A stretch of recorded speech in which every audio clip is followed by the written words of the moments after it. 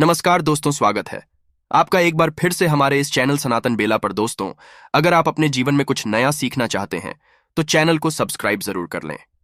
नमः शिवाय, जय महाकाल। आप सबको पता है कि नवरात्रि का बहुत ही पावन पर्व चल रहा है और माता रानी आप सभी की सारी मनोकामनाओं को पूरा करें, है ना? तो फाइनली अब वो दिन आ गया है जिस दिन हमें शुभ लाभ लिखना है, और ये मात्र लिख देने से हमारे घर में धन संपदा की कभी कमी नहीं होती। माता लक्ष्मी का वास हमारे घर में हमेशा बना रहता है, जो कि पूज्य गुरुजी की कथा से सुन के आप सभी को बहुत ही प्यार से समझाऊंगा, ठीक है? तो वीडियो को बीच में छोड़ना मत, पूरा देखना ताकि सारी चीजें इजीली और बहुत आसानी से समझ में आ जाए, ठीक है? चलो समझते हैं हमें कौन कौन सी चीजों की जरूरत होगी। उससे पहले हम ये जान लेते हैं कि ऐसा क्या है कि जिससे हमें शुभ लाभ लिखना चाहिए। देखो, नवरात्रि का पावन सा पर्व चल रहा है, पता है ना? तो आपको यह भी पता होगा कि 9 के 9 दिनों में आपको पता है कि 9 रूप होते हैं। माता के पता है कि नहीं पता? तो आपको यह भी पता होगा कि माता जो होती हैं वो हमारे घर में वास करती हैं। पूरी नवरात्रि में पूरी माता 9 की 9 माता, परंतु जिस दिन विसर्जन होने वाला होता है उस दिन सभी माता घर से बाहर जाती है। विसर्जन के टाइम पे हमें सबको नहीं जाने देना है, हमें किसी एक को रोक करके रखना है। वो कौन सी माता है? रिद्धि सिद्धि को रोक करके रखना है, जो धन देने वाली माता है, जो संपदा देने वाली माता है, जो सुख समृद्धि देने वाली माता है, उन्हें हमें अपने घर में रोक करके रखना है। तो कैसे रोकोगे? अब इस उपाय को समझते हैं। देखो, हमें लेना होगा इस तरीके से हल्दी। जब मैं हल्दी की बात करूं, पूजा पाठ के लिए आप हल्दी का इस्तेमाल किया करें और इसको किसी अच्छे तरीके से पीस लो और इसका बना लो पाउडर, है ना? हल्दी लेना हल्दी नहीं होता है तो आप कुमकुम या फिर रोली भी ले सकते हैं, ठीक है? दोनों में से कोई भी एक चीज लेना। जहां पर भी आपने अपने घर में माता की पूजन कर रहे हैं, पूरी नवरात्रि में जिस जगह पे कलश स्थापना की है या फिर नहीं की है, माता की फोटो मूर्ति प्रतिमा कुछ तो होगी, वहीं पे आपको 2 काम करने होंगे, है ना? दोनों काम समझा रहा हूं, समझेगा। सबसे पहला ऑप्शन आपके पास ये होता है कि लेते हैं आप शुभ लाभ नहीं लिख सकते हो। बड़ा है तो आपको माता के जहां पे रखे हैं न उसी की दीवार पे या फिर कोई पेपर है, वहां पे आपको रिद्धि सिद्धि के नाम की एक एक बिंदी रखनी है। ये बिंदी लगाओगे, रिद्धि के नाम की ये बिंदी लगाओगे, सिद्धि के नाम की। जब तक ये बिंदी आपके घर में लगी रहेगी, कभी भी धन संपदा की कमी आपके घर में नहीं होगी। पहली बात तो ये समझो, एक एग्जाम्पल आपको समझा दूं। आपने कभी सोना चांदी कभी खरीदा होगा? अगर सुनार की दुकान पे आप जाओगे तो देखो कि उसकी दुकान पे ना जहां से वो सोने को निकालता है, शुभ लाभ कितने बड़े बड़े शब्दों में लिखा होता है ना?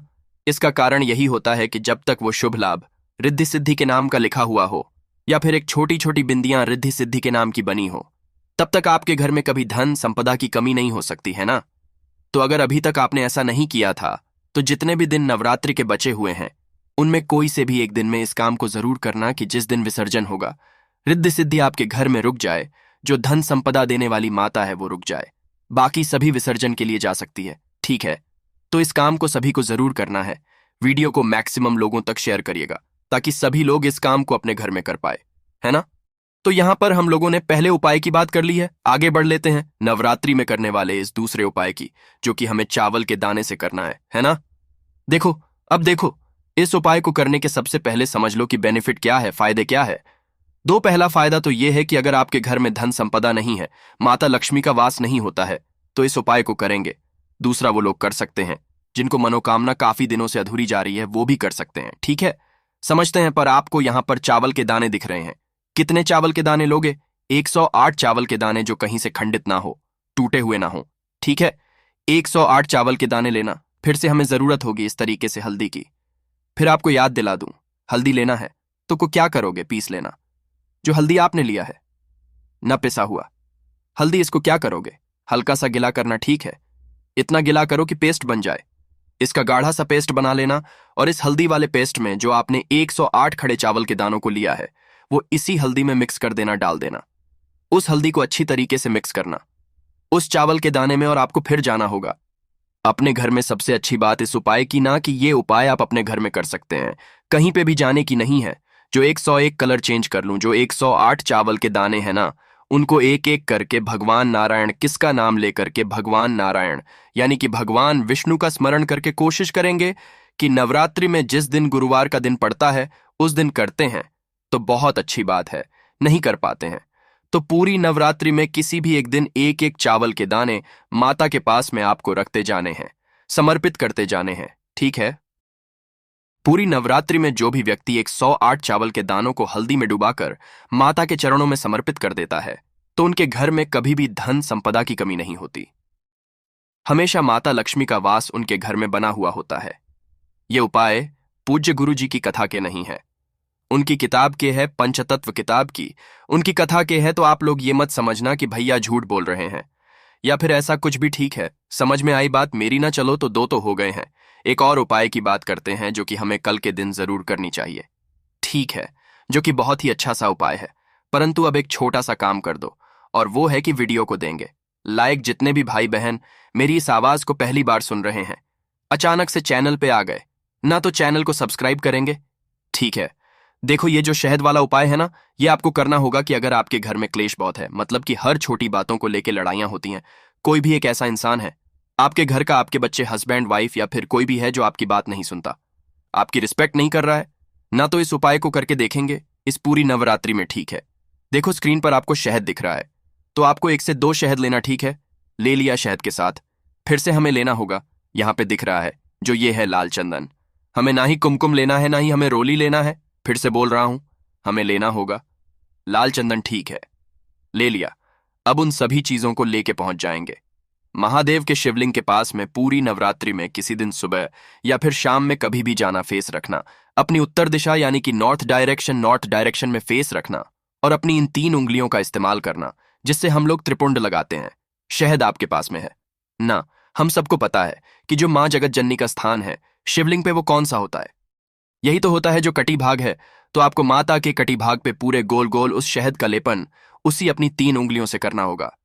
साथ ही साथ उस इंसान का नाम और गोत्र जरूर बोलना जिसकी वजह से आप बहुत ज्यादा टेंशन में रहते हो, बहुत ज्यादा परेशान रहते हो। ठीक है, इतना काम कर लिया, शहद लगाया। शहद लगाने के बाद एक काम और करेंगे और वो है कि एक लौटा जल तांबे के लोटे से महादेव के शिवलिंग के ऊपर समर्पित करेंगे।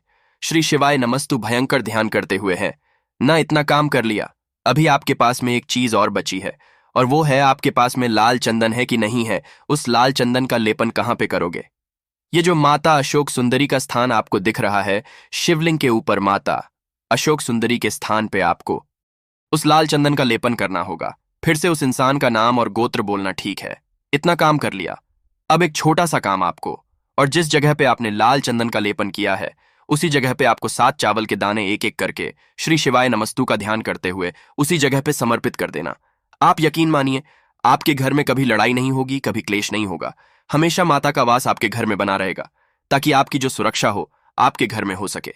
ठीक है, इतना करने के बाद कुछ भी नहीं करना है। इस नवरात्रि में किसी भी एक दिन जब कभी भी आपको टाइम मिलता है इस उपाय को जरूर करिएगा। ठीक है ना? यहां पर हम सभी लोगों ने 3 उपाय हो गए। एक और बहुत ही छोटे से उपाय की बात करते हैं जो कि बहुत इफेक्टिव है, बहुत प्यारा है। कहोगे भैया किस में काम आएगा? ये उपाय देखो, ये उपाय आपको काम आएगा ना कि जब कभी भी आपको लगे कि आपकी बॉडी में बहुत पेन हो रहा है, चाहे वो सर दर्द हो, कमर दर्द हो, हाथ में दर्द है, कहीं मोच आ गई हो, कभी भी आपको फील होना कि हमारी बॉडी में बहुत पेन है, दर्द है ना, तो एक काम को करना है। आपको दिख रहा होगा दाल है ना? ये कौन सी दाल है? ये है चने की दाल। कौन सी है? चने की कितने दाने लोगे? 7 चने की दाल को लेना है ना। अब चाहे नवरात्रि हो या फिर कोई सा भी दिन पड़े, कोई सा भी महीना पड़े, 7 चने की दाल लो। जिस टाइम आपको पेन हो, दर्द हो, और उसको लेके चले जाओ महादेव के शिवलिंग के पास में। सबसे प्यारी और सबसे अच्छी बात इस उपाय की ये है कि इस उपाय को आप अपने घर पे कर सकते हैं। ठीक है, कुछ भी जल वगैरह भी नहीं चढ़ाना है आपको, बस उसी 7 चने की दाल को क्या करोगे, भोले शंकर के शिवलिंग के ऊपर ओम नमः शिवाय, क्या ओम नमः शिवाय का स्मरण करते हुए एक एक चने की दाल को रखना, हाथ जोड़ना, विनती करना कि हमारी बॉडी में यहां पे पेन है, दर्द है, हम लोग बहुत परेशान हैं। इस तरीके से प्रार्थना करना और फिर इस 7 चने की दाल को महादेव की शिवलिंग के ऊपर से फिर से उठा लेना। और उठाने के बाद जो भी व्यक्ति आपके घर में पेन दर्द से बहुत जूझ रहा है, परेशान है, मेडिसिन खाना असर ही नहीं कर रही है, तो उसको एक एक चने की दाल को उसी टाइम पे उसी क्षण खिलाना स्टार्ट कर दो। ओम नमः शिवाय का स्मरण जो भी व्यक्ति कर लेता है उसकी बॉडी के जो पेन होते हैं, जो दर्द होते हैं ना, वो धीरे धीरे करके खत्म जरूर होते हैं। है ना समझ में आई बात मेरी? चलो अभी आप लोग की एक शिकायत और होती है कि भैया आप हमसे बातें नहीं करते हैं। तो अगर आपको बातें करनी है तो आप हमें इंस्टाग्राम या फिर फेसबुक पे फॉलो कर सकते हैं। सर्च करिएगा जा करके द नेचुरल प्लैनेट 10, एक फॉलो करेंगे और वहां पे हमें मैसेज करिएगा। मैं आपको कॉल खुद करूंगा और मैसेज भी आपको मैं खुद किया करूंगा। ठीक है? तो वीडियो पसंद आई हो तो लाइक करिएगा। कुछ पूछना हो नहीं, नीचे कमेंट सेक्शन में पूछे, और जितने भी भाई बहन मेरी इस आवाज को पहली बार सुन रहे हैं तो चैनल को सब्सक्राइब करेंगे। ओम नमः शिवाय, जय महाकाल।